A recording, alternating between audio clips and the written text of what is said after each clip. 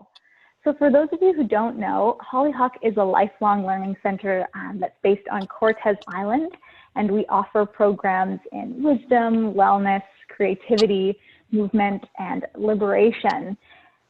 And so we are pivoting, as many folks are, with not being able to convene in person, but we're discovering lots of new offerings. And so HOCKSHOPS is one of them, where presenters are coming to give practical guides on how to take care of yourself during this time of crisis.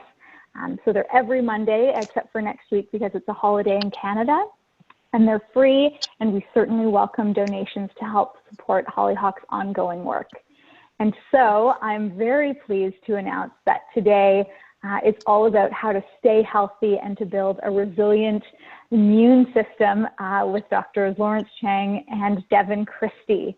And so I will pass it over to them. I'm also going to post their bios in the chat if you're curious to learn more about their fantastic backgrounds.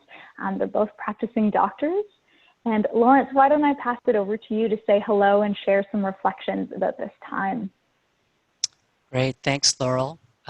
Thanks for inviting us to this community. It's so great that everyone's really coming together to share knowledge and just help each other out. So that's fantastic. So yeah, so I'm an emerge doc at St. Paul's Hospital, downtown Vancouver. So I have been on as frontline as you possibly could imagine.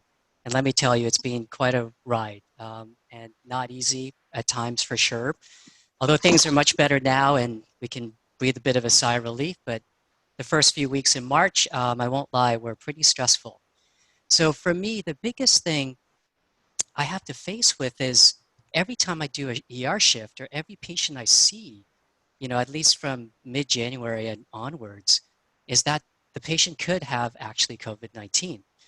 So for me to really be able to be present, not let my fears take over, my ability to be present and be able to be a good doctor, I really have to ground myself.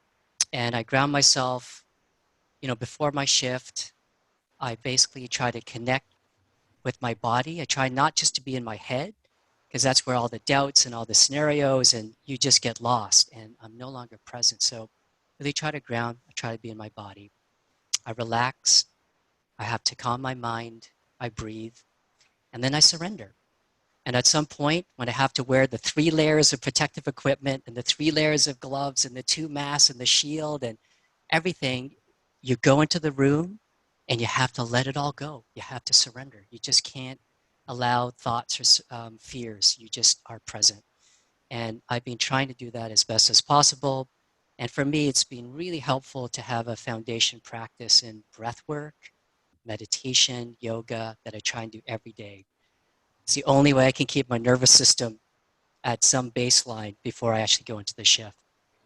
Sleep, exercise, connecting with my family, being in nature. And we're going to touch on all those points, but that's something I have to live and breathe. Otherwise, I'm not going to be good to anyone, including myself.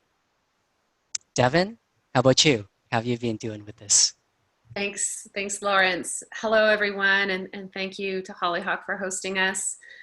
You know, I'm not on the front lines. I'm an interventional pain management specialist and work in a multidisciplinary pain clinic.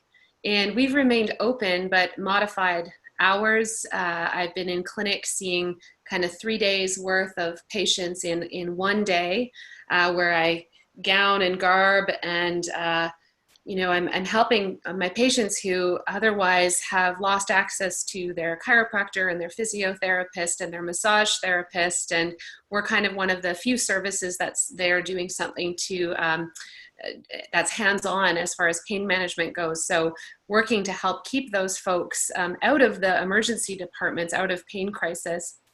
And so that's a lot of intensity. And we've also pivoted to a lot of virtual care as well. And for me, it's been really helpful to have a fantastic team that remains positive through these shifts and the learning. And personal care-wise, I would say the most important practice for me has been going for my runs in the Pacific Spirit Forest Park here on the edge of Vancouver, just getting that green time, getting my body moving, circulating, letting go of some stress, breathing. I take my shoes off at the end and ground on the earth at the end of my run. And of course, also my own mindfulness and yoga practices have been absolutely essential. And I think also just really looking for the silver linings in everything and trying to maintain a positive outlook, and being very choosy about the information streams that I tune into and how frequently I do so, because it's easy to get information overwhelm, which can contribute to stress. So that's a few ways that I've been practicing and staying healthy. Thanks, Dr. Christie. And so now we're really curious to hear from all of you how you're taking care of yourself. So Eitan's going to launch a poll for you right now.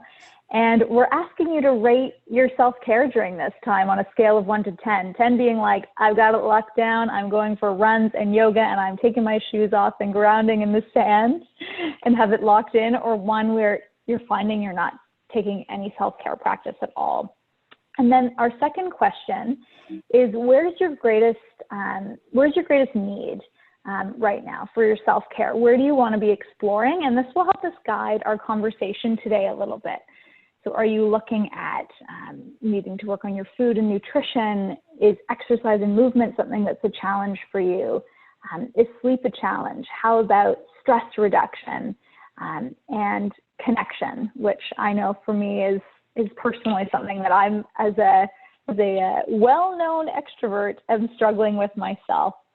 So I see the responses starting to come in. If you're having any trouble locating the poll, you can send me or Eitan a private chat message and we can help you sort that out.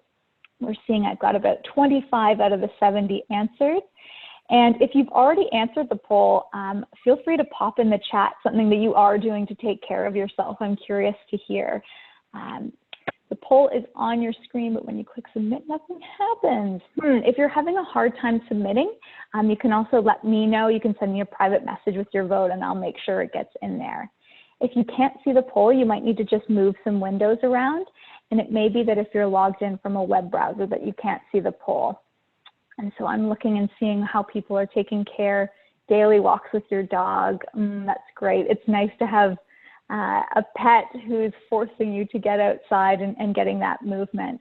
More hearing about people walks outside every day, gardening, doing a lot of meditation, yoga, really good. Oh, I'm seeing some eating coming in, board games. That's really nice and taking advantage of this time. Excellent. So we've got kind of most people have answered the poll. If you haven't had a chance to answer, it's okay. You can send me a message and I'm curious to hear. But I'll end the poll now and I'll share the answer. Here we go. All right, and the results are coming at you so you can see. So where are people? We're seeing some people in that 9-8 range. We've got about a quarter of folks are kind of 7, so on the better side. And then we've got a few folks hanging out kind of about a quarter or over a quarter in that lower range. And I'm glad to see that no one's experiencing that zero self-care. Jen, I love seeing that these Hollyhock workshops are what's helping you practice self-care. And fascinating, what areas of growth you need to improve. I'm seeing just about every single one wants coverage. So it looks like we're talking about everything today. Good stuff. Great. Thank you for sharing how you're feeling and for populating that chat with your experience. And so now I'd love to pass it over to Dr. Cheng, who's going to talk to you about, what we can do to be hitting those 10s, hitting those 9s or 10s. Great, thanks, Laurel. I'm going to share a screen with you guys. I have a few slides here, and we're going to have a bunch of handouts that will get to you guys as well, which has a fair bit of detail. But let me share screen.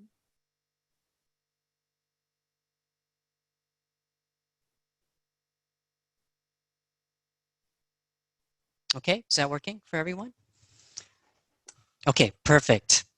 Okay, so, I'm sure lots of people, we've been hearing on and on about public health measures and how to reduce the risk for getting infection, but that's really just one part of the equation, right? So how to avoid exposure to a virus or a pathogen or COVID-19.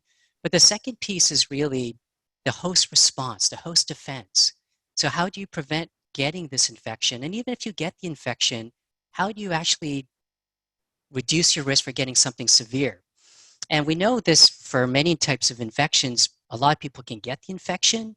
You can find high levels of virus within their bloodstream, but actually they're fine. And we know that the majority of people with COVID-19 actually have very little symptoms or no symptoms at all. So why is that?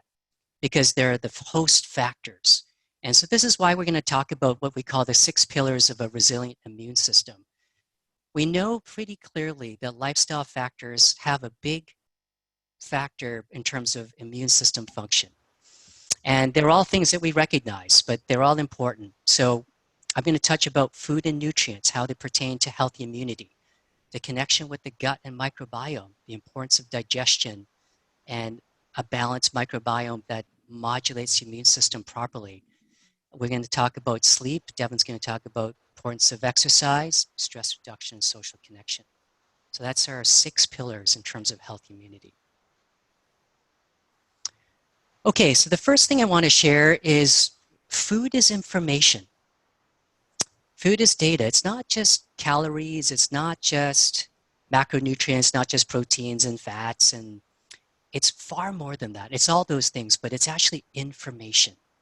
And the science of nutrigenomics is showing us that literally food is data that communicates with our cells.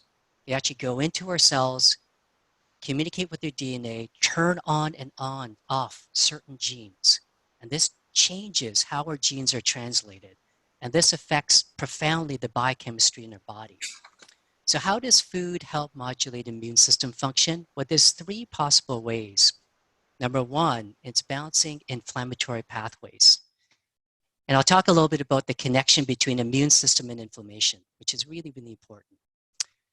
The second mechanism where food really helps modulate immune system function is reducing oxidative stress. And oxidative stress is really, it's like rusting. Rusting is an oxidative process. So anything that provides too much stress in the system can cause damage. So food can help reduce oxidative stress, and food also provides a lot of antioxidants that can help protect from this oxidative damage.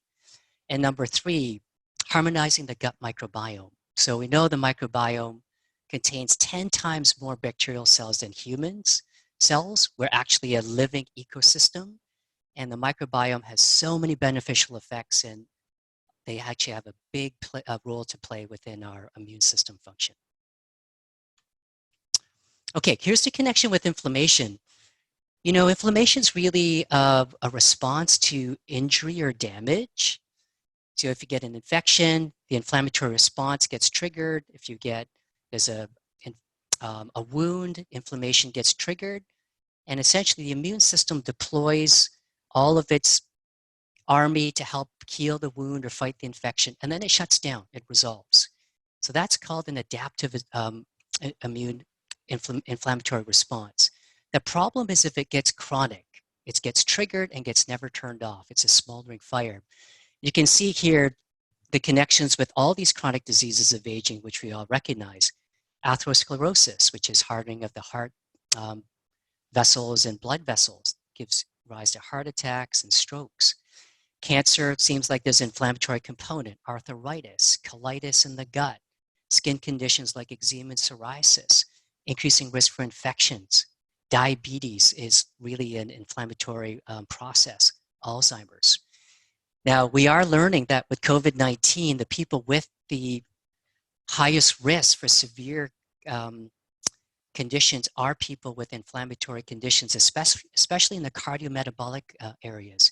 So people with heart disease, people with hypertension, people with diabetes. So this is where inflammation plays a big role. And you can see here just on the side, on the right side, just the boxes which show that if you have a high inflammatory load on the whole body, that can trigger this chronic systemic inflammation. And that in turn can overload the immune system and cause immune system imbalance. And this is where inflammation and immune system are really one and the same process here. Okay, food is medicine. This is not the time to be falling back too much on our comfort foods. I think all of us are, which is fine. But now is the time to really double up and increase our fruits and vegetables. The recommendations are probably, trying to get 9 to 10 servings per day. And the reason is nature's created all these phytonutrients that have very strong properties to modulate the immune system. And we'll talk about a few of these nutrients a bit more in detail. Dietary fiber, very important. And we need to try to get up to 30 grams per day, which, it's a lot more than most North Americans have in their diet on a daily basis. Dietary fiber feeds the microbiome, and the microbiome helps modulate and balance the immune system. Number 3 is this is really the time to reduce and avoid this inflammatory load. And these are these foods that cause inflammation, like refined sugars, added sugars. High glycemic carbs, we know, causes inflammation detectable in the bloodstream even 1 hour after eating. Excessive saturated fats can also cause inflammation in the body. Processed foods. So this is the whole strategy of making sure that your inflammatory load is low enough. So if your body is having to respond to an infectious threat, it's not already fighting a battle with all this inflammatory foods. Increasing omega-3 rich foods. We know omega-3s have anti-inflammatory properties. So increasing that balance between 3s and 6s, which tend to be a bit more inflammatory, really important. So food is medicine. This is nothing new, but this is the time to really, really up our game in terms of this part. Okay, phytonutrients are basically nutrients within plants, which really over millions of years of evolution, nature's created. Within a tomato, within broccoli, within all these vegetables and fruits, nature's developed these antioxidant systems to help protect themselves from infectious threat. And when we eat these whole foods, basically enjoy the benefit of this coevolutionary intelligence. So some of the nutrients which definitely affect immune system function, and this list actually has some particularities in terms of COVID-19. So people do think that these nutrients and phytonutrients have some preventative power in terms of respiratory illnesses and potentially with COVID-19. So vitamin D, the sunshine vitamin, that seems to be definitely associated with decreased immunity if your vitamin D levels are lower. So this is something we can boost with supplements. Sun's a bit harder, obviously, in Canada during the winter months. Vitamin A also is key to immune system function, as well as vitamin C. Zinc is emerging actually as a very important potential preventative factor for COVID-19. It seems like it prevents the binding of the COVID-19 virus to ACE2 receptor. So I definitely take a zinc lozenge before my shift in the ER, just so I have some zinc within my respiratory tract and mucosa that may potentially decrease the risk of, if I get exposed to the virus, it actually connecting with my ACE2 receptors. Curcumin, we've known for a long time, is a very strong anti-inflammatory. It also does have antiviral properties. It may actually help inhibit viral replication. Elderberry, very high in vitamin C. Some pretty good studies in terms of prevention of respiratory diseases, infections, and it seems like it could be beneficial for COVID-19 as well. Again, just a caveat, there's been no actual research done for COVID-19 in particular. So this is all information extrapolated from experience and research with respiratory viruses like influenza. Green tea, also filled with many phytonutrients that have antiviral properties as well. So these you can get from food, you can get from supplements, and they may potentially give you a slight edge in your immune system to be in its best possible shape. I'm not going to go through this slide, but this is more of a scientific slide that shows that why food is medicine. It's all these dietary components, vitamins, minerals, fatty acids, phytochemicals. They do, in fact, interact with all these different biochemical pathways that affect inflammation. So if we can decrease inflammation, we're going to be way better off in having to deal with an infection that is going to tax our immune system. Okay, so last part for me is the gut microbiome. Now, the microbiome is essentially our ecology of healthy bacteria. Like I said, there's so many of these guys within us. We're actually mostly bacteria, actually more so than human cells, but they're all, the most part, all very beneficial. So our GI tract is actually our major interface with the outside world. This is where we take food, nutrients, everything. And, you know, of course, there's bacteria, there's different things that our body needs to defend against. So our immune defenses are actually in our gut. The largest amount of our immune defenses is in our gut, which makes sense. It's our borders. So if we don't have a good microbiome that's balanced, if we don't have good digestion, if we have issues with inflammation and maybe leaky gut, you're going to increase the risk for chronic inflammation within your body. And again, that's potentially going to impair your immune defenses. So really, what we're talking about here is feed your microbiome, eat for your bacteria, eat for them as well. And what they love is they love dietary fibers. So from diverse whole plant-based foods, all kinds of different plant fibers, the microbiome really, really enjoys. The other point here is fermented foods provide probiotic species. And again, this is an additional benefit where probiotics can actually help modulate the immune system function as well. So the gut microbiome, paying attention to your digestion, paying attention to your food is very, very important. It seems basic, but it's really the foundational part of healthy immunity. Devon, over to you. Do you want to take over the slides? Devon, you're muted, I think. There we go. Great, thanks so much, Lawrence. So I'm gonna quickly share my screen here and follow up, speaking more to some of the factors that have to do with how we modulate our internal environment, not so much by what we take in physically, but through what we do and where we lend our attention and how we place our attention in our lives. So first thing I'd like to speak about is stress. And I think we all know that stress is part of life. Stressors are an inherent part of our daily lives that we really can't necessarily change. You know, there's going to be stressors, ups and downs. Sometimes those stressors are greater, like the period that we're in right now. You know, there's a lot of collective uncertainty. People are having, you know, difficulty knowing whether they're going to return to their jobs. There's financial stress, and it's not so much the stress themselves that where we have any power, because most of all, these things are beyond our control. But where we can start to modulate how we respond to stress is our relationship to the stressors. And something that I've noticed has happened in our culture, in our Western culture, is most of us believe the stress we're under is normal. You know, a certain level of constant stress has become a normalized and even celebrated way of being. Like, how are you doing? Oh, I'm busy. Oh, great, good for you. And unfortunately, the level of constant stress that we're under really wears our bodies down over time, especially when we're relating to it from with less mindfulness, with less awareness and less choice, and engaging in kind of reactive, habit-driven and very conditioned responses to the activation in our nervous system that arises from stress. So what can we do? How can we change our relationship to these stressors that come at us?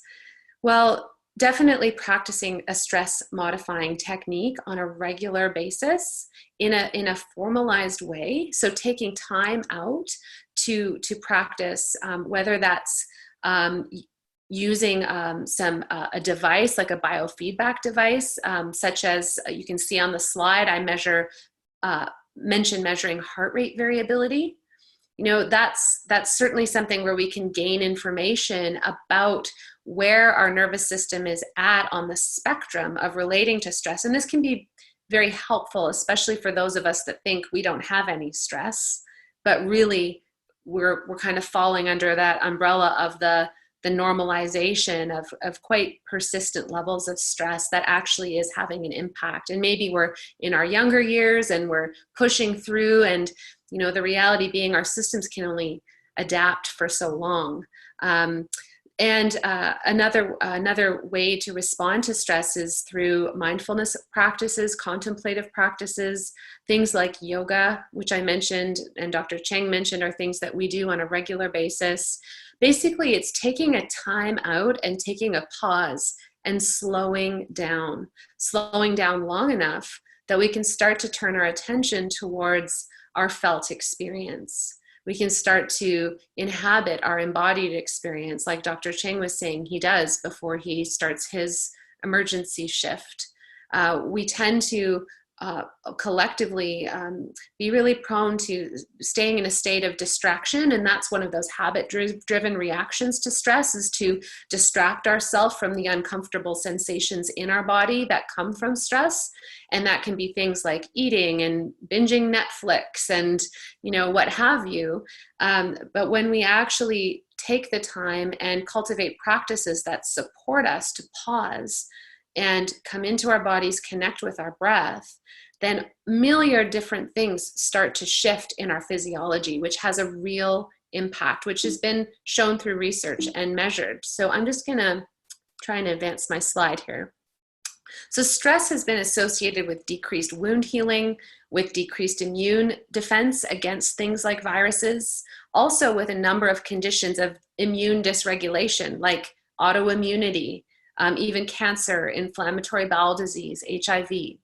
So what we want to do is optimize our response to stressors, because this stress response, when unchecked, it leads to imbalances. And I'm not going to go through in detail here, but here on the slide, there are 3 different ways that stress is actually impacting our physiology. One of them being less defense against invading bacteria, viruses, and less tolerance to self. And that's where we see autoimmunity. It kind of shifts the balance of certain elements of our immune system, as well as through activating our noradrenaline and adrenaline, which then causes cascades of inflammatory chemicals, which might be okay on the short term, but certainly not adaptive in the long term, as well as affecting something called our HPA axis, which is an endocrine or hormonal pathways where we see increased cortisol levels, which again can be adaptive in the short term, but over long term, elevated levels cause increased risk of infection and accelerated aging. So moving to sleep. We all need, it's been discovered, especially with more recent research, regular deep sleep that has deep phasic and REM bouts for approximately 7 to 8 hours per night for maintenance, because it really is when our body goes into a restorative, reparative phase, and also for illness recovery. So when a patient of mine comes in with a virus, one of the best things they can do is rest. And certainly, we become tired, and it's our natural instinct to rest when we're ill.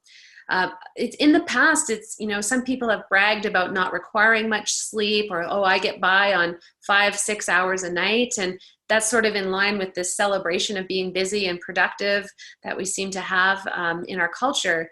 But it's really been shown that those inflammatory mediators that Dr. Cheng is talking about increase when we're not getting 7 to 8 hours of sleep every night.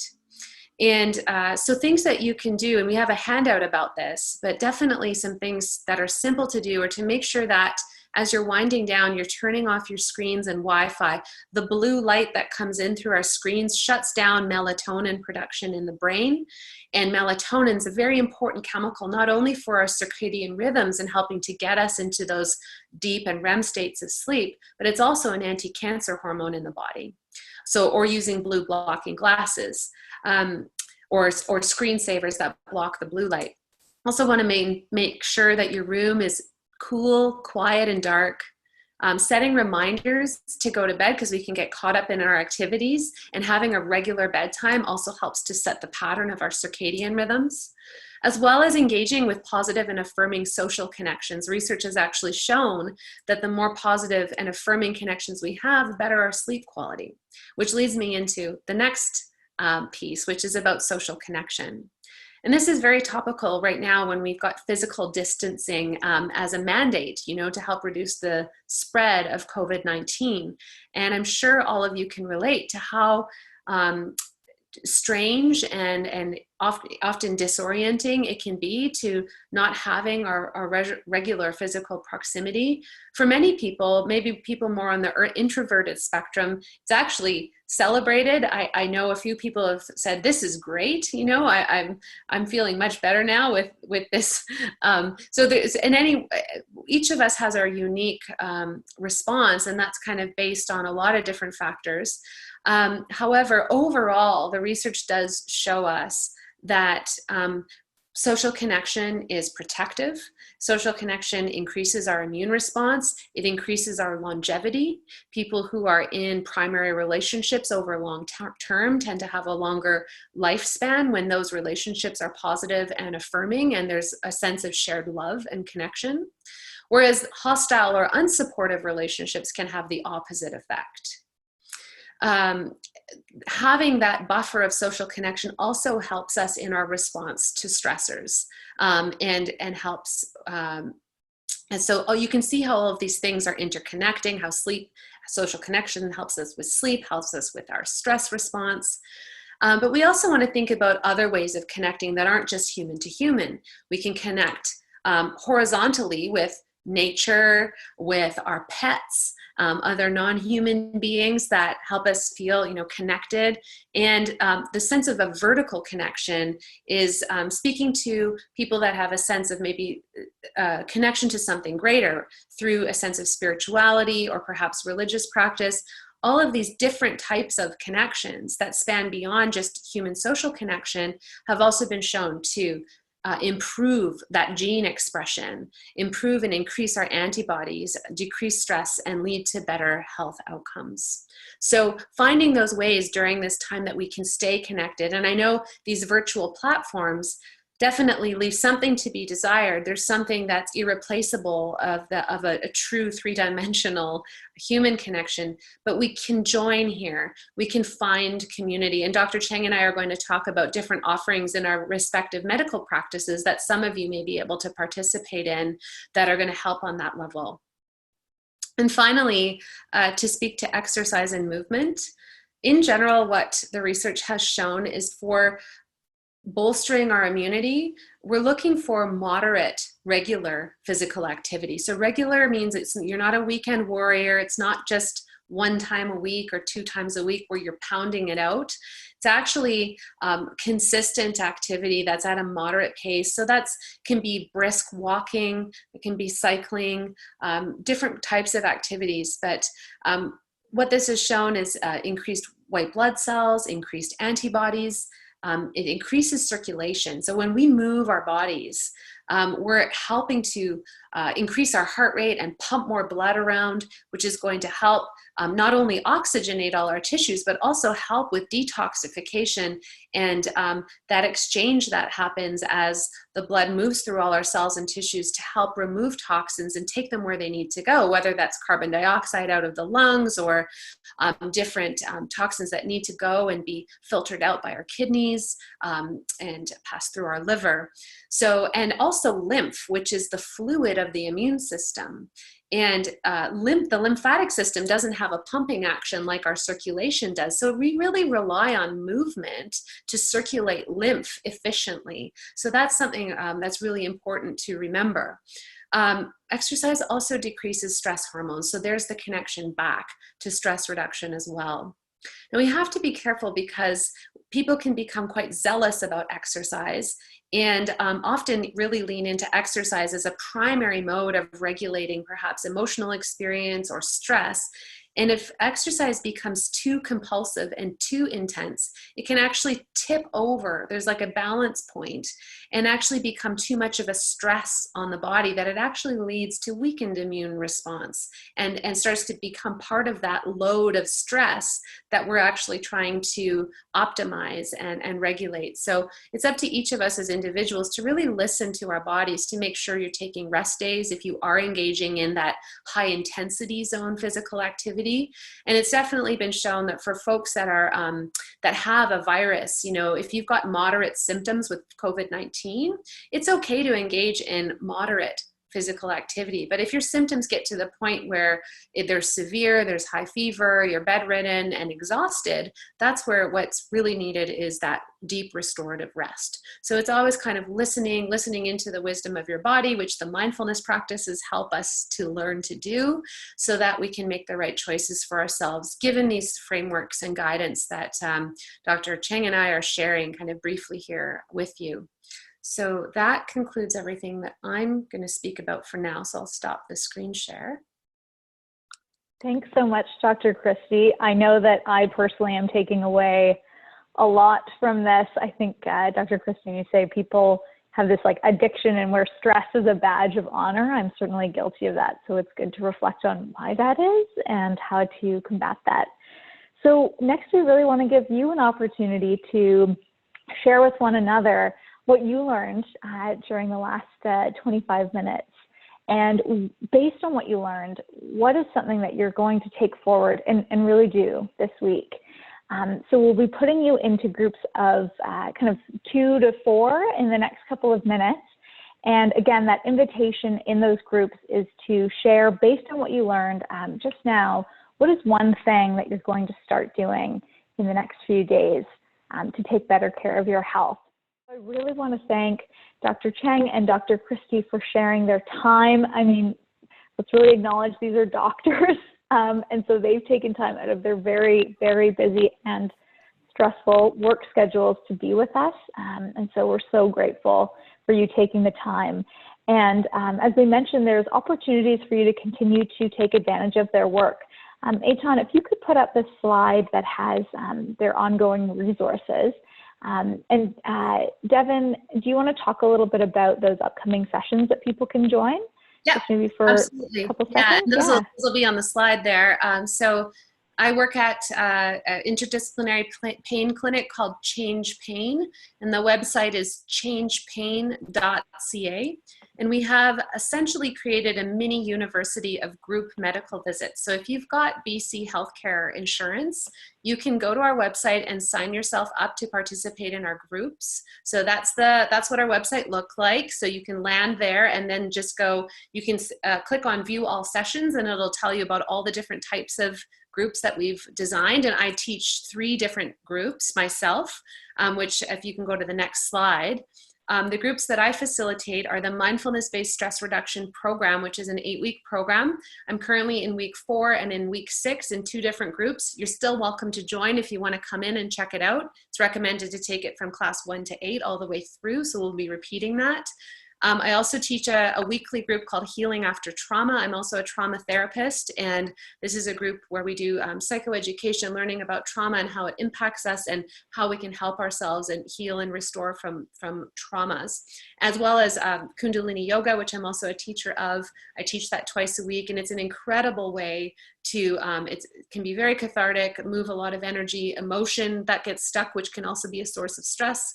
So these are my groups. And then there's other groups led by other experts at our clinic in wellness, functional medicine, sleep optimization, central sensitivity, which is a pain phenomenon that many experience, as well as physiotherapist-led groups on safe movement, tissue healing, active rehab, and even different regions of the body. So quite a lot of things that you can join in and participate with your BC healthcare insurance. Wonderful. And I've posted a link to that in the chat as well, folks. You can find that there. And then last but not least, and you know, Laurel. we're keeping our... The top. You have to scroll the other way. Laurel, yeah. So I have a few things, group visits at Connect Health too. So yeah, this slide here. So yeah, so I think I saw something around someone asking about where people can get in-depth review individually about immunity and different things. And so that's what we do at Connect Health. We're an integrative and functional medicine clinic in Kitsilano. So please go to our website and you can find out more about our programs. And we are also offering MSP covered groups on healthy immunity foundations. We're running those every week now. We've run about 3 or 4 sessions. And again, see, all the things we've been talking about today, diving deep and answering questions, is really very fun and informative. We also have a group visit on COVID-19. So this is where myself and Dr. Riskin, we review the ongoing research and any new updates around the COVID-19 situation. So that's been very well attended, and everyone's welcome to join this. We'll be starting an anti-inflammatory, healing diet program we call Purify shortly. We've got meditation sessions. We've got something coming up on optimizing sleep as well. So please visit our website. If you're not an existing patient of ours, you just need to call and we do a quick MSP visit to get you registered, and then you're free to join any of these programs. Wonderful, and it's so great to hear that that our healthcare coverage is covering some of these kinds of visits. The silver lining of COVID-19, definitely. Yes, Never used to cover virtual groups. So. Absolutely, yeah. It's interesting to see the systemic change that's happening as a result of this. Yeah. Great. And then one last piece is that if you want to be spending a good chunk of time with these two incredible doctors and humans, they will be leading, hopefully, a program at Hollyhock in the fall. So we'll be making a decision in the next couple of weeks about Hollyhock, whether we're opening for the season. And so if it's a yes, then we would love to see you at the start of October on beautiful Cortez Island on Klahoos, Quahaman, and Homolko First Nations territory to check that out. I also want to call your attention to, this is our very first Hollyhock HOCKSHOPS, and so they'll be happening every Monday starting on May 25th, and you can register for those. I'm just posting the link in the chat there. And so the next week, in a week from now, so May 25th, Robert and Judith will be sharing in the shelter of each other, and this is a gathering for couples. So a really nice way to talk about how you're taking care of your romantic relationships during this stressful time. June 1st, we'll be talking about anger, something that some of us maybe have dipped into more than usual during this period. And then on June 8th will be nature therapy. So a really lovely way to end that series together. I'll remind you these are free. And of course, if you have gotten something out of this, donations are always appreciated to help Hollyhock keep running during these uncertain times. It really does mean the world to have your support. And whether your support just shows up in you being here with us, we appreciate that as well. And so that is the end of our first HOCKSHOPS. Thank you, Devon. Thank you, Lawrence, for being here with us. If folks want to stick around and talk to each other about what they learned, we'll leave the room open so you can hang out. But other than that, I'll leave you to go enjoy your Monday evening and take care of yourselves. Be well. Bye, everyone. Thanks, Laurel. Thanks, everyone. Take care, everyone. Be well. Be safe.